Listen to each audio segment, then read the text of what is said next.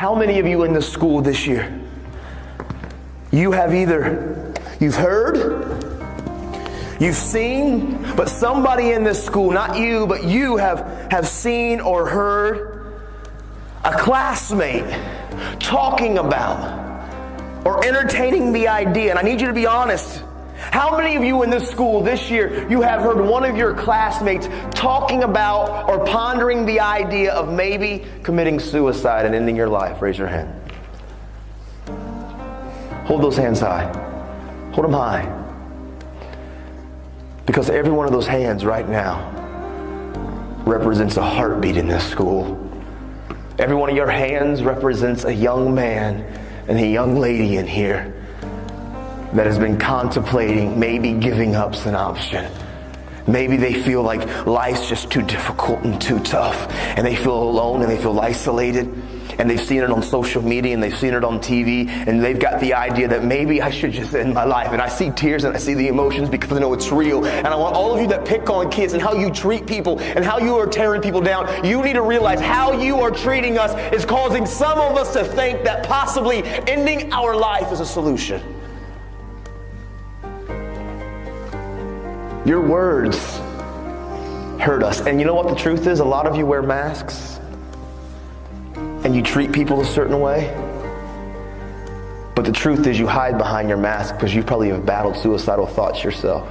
And so you mask it and you act like your skin's thick.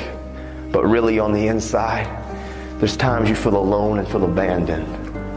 And I hear the tears, man. All of you listen to me, young men and young lady that's in this school right now.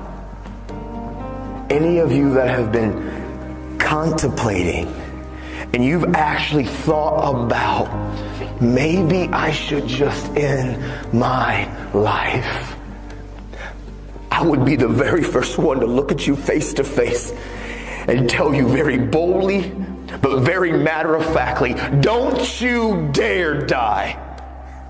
Don't you dare believe the lie that ending your life, don't you dare believe the lie that ending your life is any answer or any solution, because inside of every single one of you that have been contemplating, maybe I'm alone and I'm isolated and nobody cares about me and I feel alone, is a lie. You are not alone. You are not by yourself. There are people and friends and family and teachers, people here that believe about you.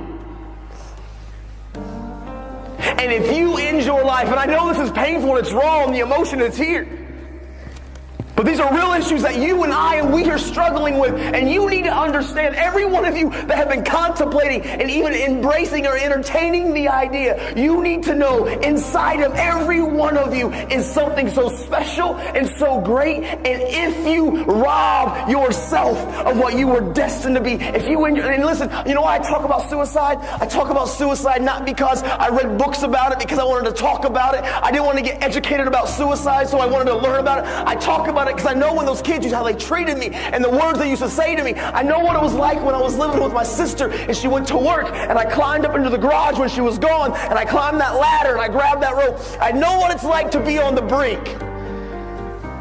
And I'm telling all of you in here, young men and young ladies that have been battling some of these thoughts, it's a lie. Look at me.